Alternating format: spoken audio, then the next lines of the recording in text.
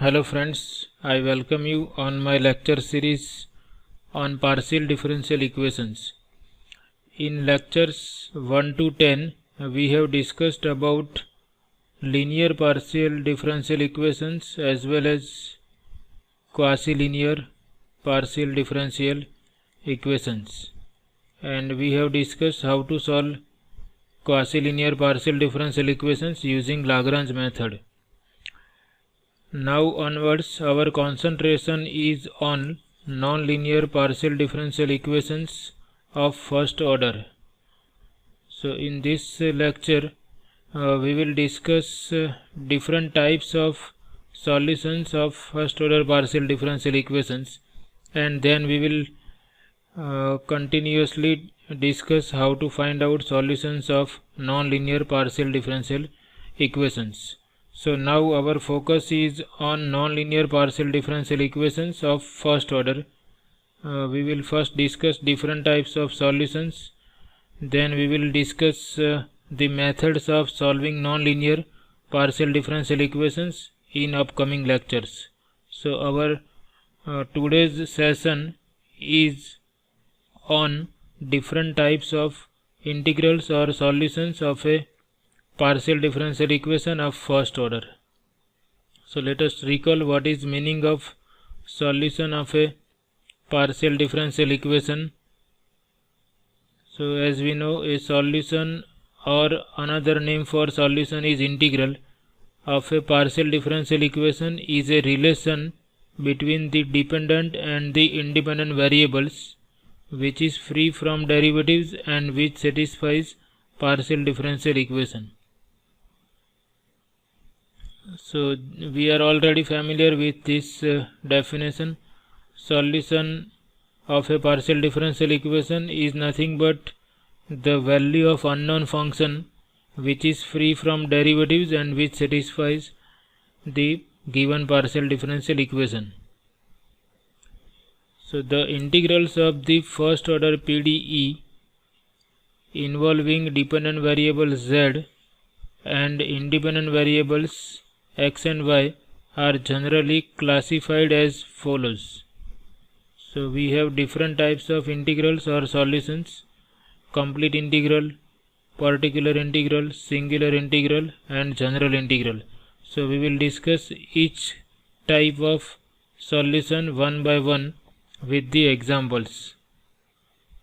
So first type is complete integral. So complete integral is the solution of a partial differential equation in which number of arbitrary constants is equal to the number of independent variables. The solution of a partial differential equation in which the number of arbitrary constants is equal to the number of independent variables in the given equation is known as complete integral, or another name is complete solution of given partial differential equation. For example, z equal to a into x plus b into y is the complete integral of this partial differential equation of first order, z equal to px plus q into y. So in this equation, number of independent variables are x and y, means there are two independent variables in this partial differential equation, and in this solution the number of arbitrary constants are 2. So this is nothing but complete integral of this partial differential equation. We will discuss how to find out complete integrals of partial differential equations in upcoming lectures, but this is just for understanding of the definition of complete integral. So the integral in which number of arbitrary constants equal to number of independent variables is called complete integral. Next definition is particular integral.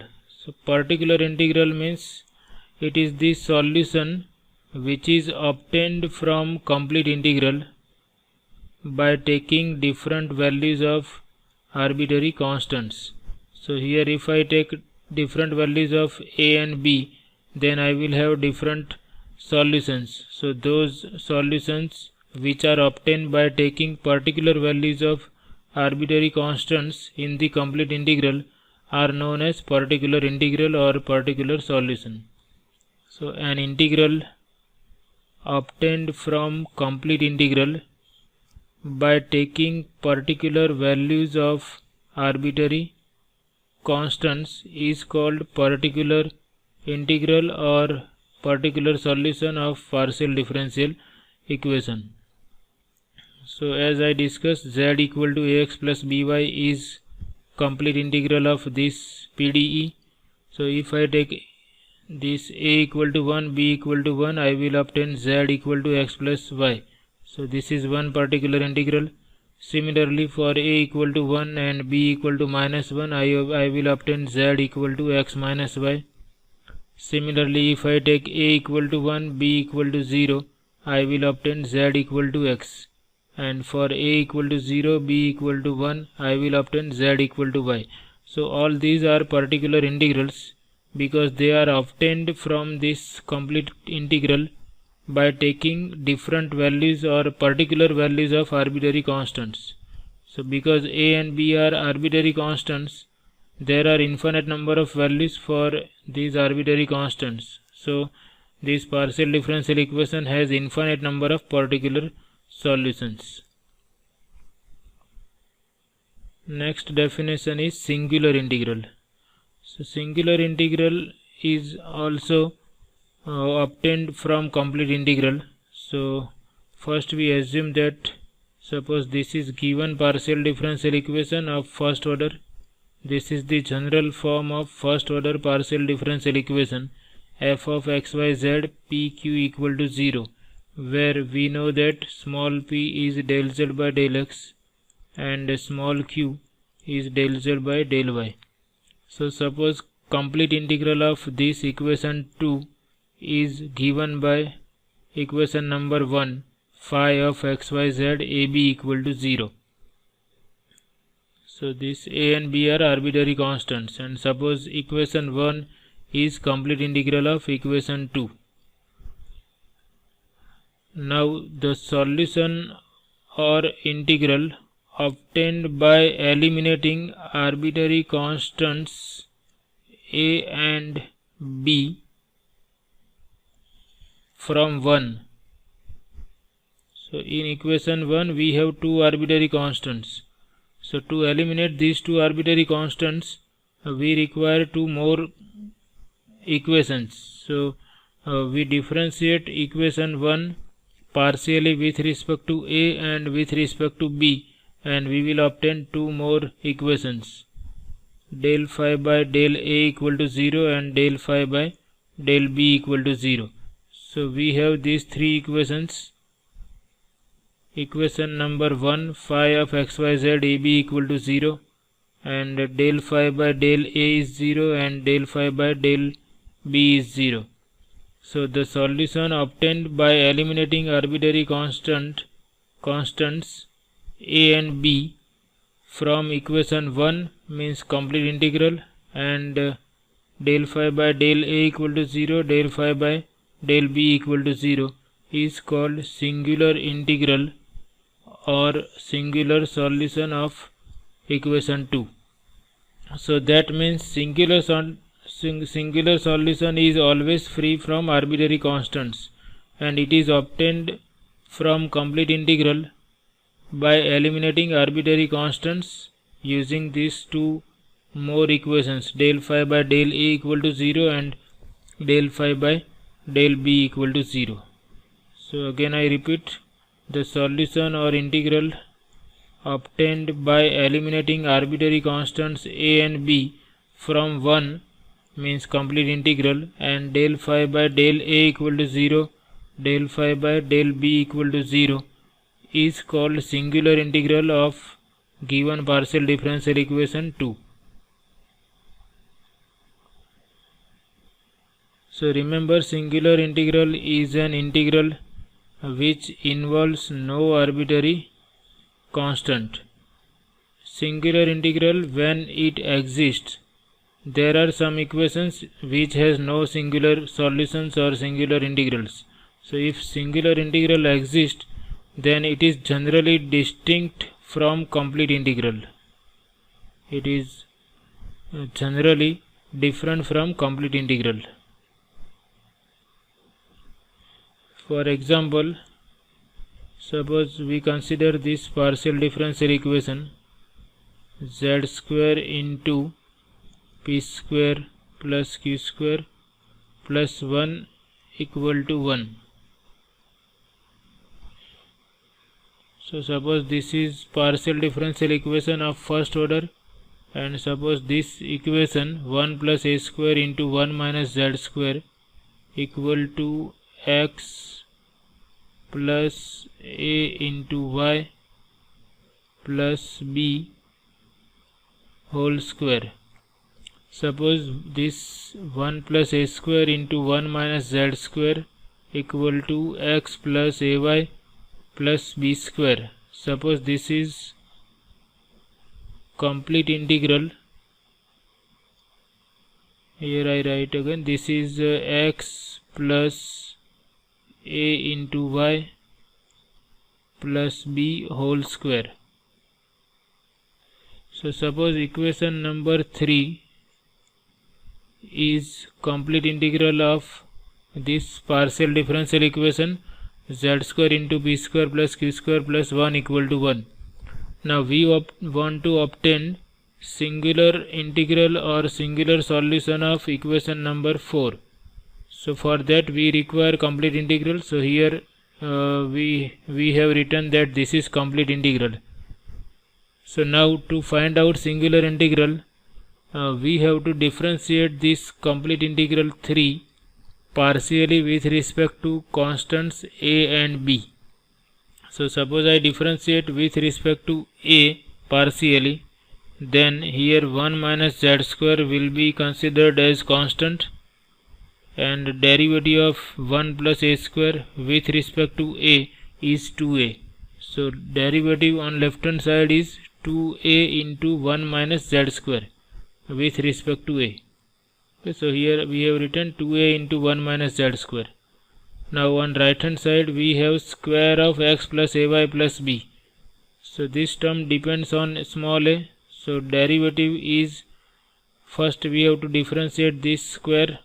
So its derivative is 2 times x plus ay plus b into derivative of x plus ay plus b with respect to a. So that will be y. So we will obtain 2 times x plus ay plus b into small a. So this is the differentiation of complete integral partially with respect to a.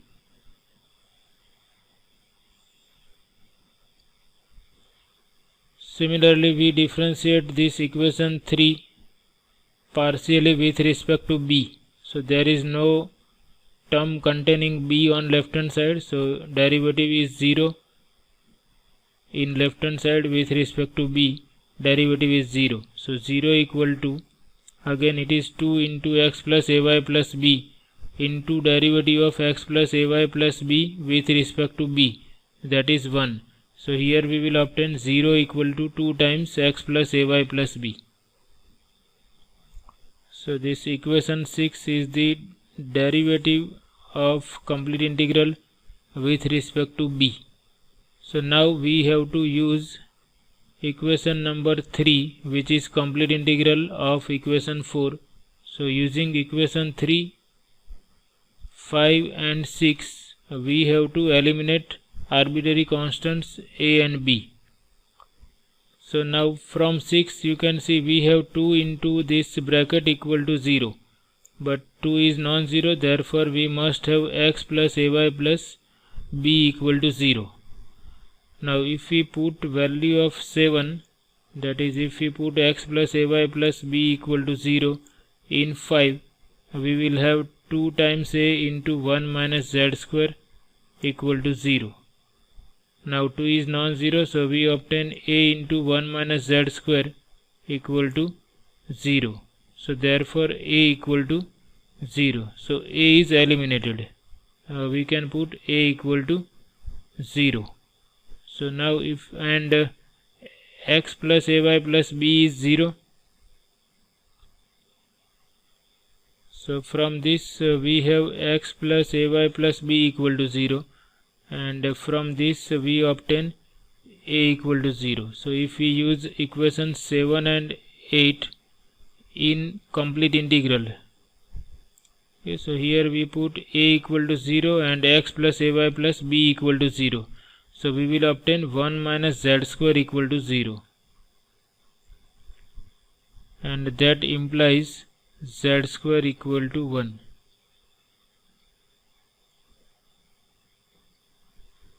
So now this is our singular integral, which is obtained from complete integral by eliminating arbitrary constants a and b. Now if we want to check whether this is correct or not, we can put it into equation number 4 and we can verify. So if we put we have z square equal to 1, so if we differentiate with respect to x, we will have 2z into del z by del x equal to 0. This implies z into p equal to 0. Now if z equal to 0, then we have contradiction because z square is 1. So this implies p equal to 0.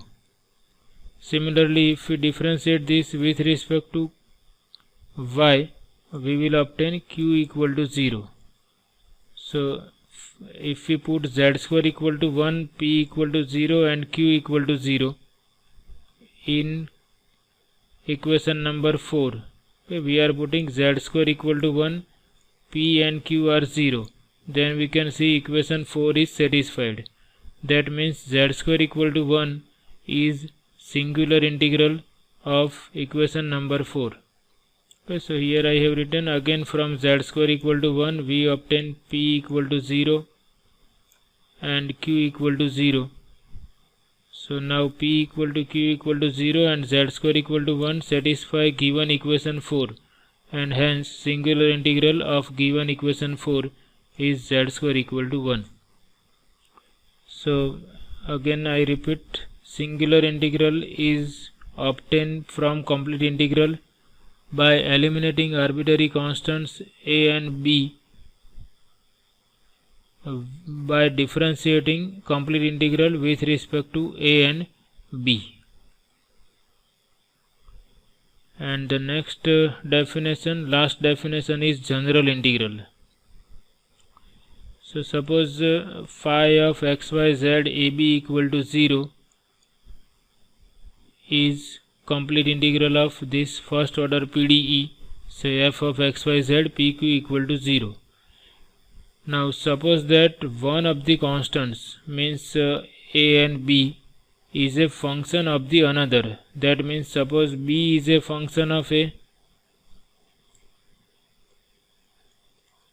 or suppose a is a function of b. So here we assume that suppose that one of the constants in complete integral is a function of the other. So suppose we assume that b is a function of a, where psi is an arbitrary function. So if we put b as a function of a in equation 9, then 9 becomes phi of x, y, z, a comma psi of a equal to 0. So this is equation number 9 obtained from complete integral by taking b equal to psi of a. Now if we differentiate 11 partially with respect to a, then here we have b as a function of a. So if we differentiate 11 partially with respect to a, keeping in mind that b is function of a, we have del phi by del a plus del phi by del b into del psi by del a. So this is using chain rule. Using chain rule for partial derivatives. So now if we use 11 and 12, 12 is obtained from equation 11 by taking partial derivative with respect to a. So by eliminating small a from equation 11 and 12, we will obtain the general integral. So the integral obtained by eliminating arbitrary constant a from 11 and 12 is known as general integral or general solution of the partial differential equation 10. So again I repeat, general integral is also obtained from complete integral. So we assume that phi of xyz ab equal to 0 is complete integral of equation number 10. Now for general integral, suppose one of the constants, either a or b, is a function of the another. So here we assume that suppose b is a function of a, then if we put b as a function of a, complete integral reduces to phi of xyz a psi of a equal to 0. And if we obtain this equation partially with respect to a, we will obtain this equation del phi by del a plus del phi by del b into del psi by del a. So here I can write d psi by dA also, because psi is a function of only one variable a. So it is better to write d psi by dA, or we can write psi dash a also. So now if we eliminate arbitrary constant a using 11 and 12, then whatever we obtain, that is nothing but general integral or general solution. So we take one example to understand this. Suppose complete integral of this partial differential equation is z square minus a square y equal to ax plus b whole square. So this equation number 14 is complete integral of equation number 13. Now to find out general integral in equation 14, which is complete integral, we assume that b is a function of a. Then 14 will become z square minus a square y square equal to ax plus, here we substitute b equal to psi of a. Now we differentiate equation 15 partially with respect to a. So derivative on left hand side is 0 minus 2a y square. Okay, because we are differentiating with respect to a, so we consider remaining variables as constants. So here minus y square constant, derivative of a square is 2a. Here we have a in both the terms, so here we have to apply chain rule. Derivative of square is 2 into this term, 2 times ax plus psi a into derivative of this term with respect to a. So derivative of ax with respect to a is x, and plus derivative of psi of a, which is psi dash a. Psi dash a means d psi by dA. So equation 16 is obtained from 15 by taking derivative with respect to a. So now general integral can be obtained from equation 15 and 16 by eliminating arbitrary constant a. So that we have written here, general integral is obtained by eliminating constant a from 15 and 16. So you can see all the integrals are dependent on complete integral. So in the upcoming lectures we are going to discuss the methods of finding complete integrals of first order partial differential equations. Now whenever you are asked to solve the non-linear partial differential equation, you must be able to find out all the types of solutions. If you are finding out only one solution, that is complete integral, then your solution is not complete. So you must take care that when solving a non-linear partial differential equation, we should not only obtain the complete integral, but should also find the singular and general integrals. So a partial differential equation is said to be fully solved when its all three types of integrals, that is complete, singular and general integrals have been obtained. Otherwise, it is not considered fully solved. So depending on the instructions in the given question, you should decide.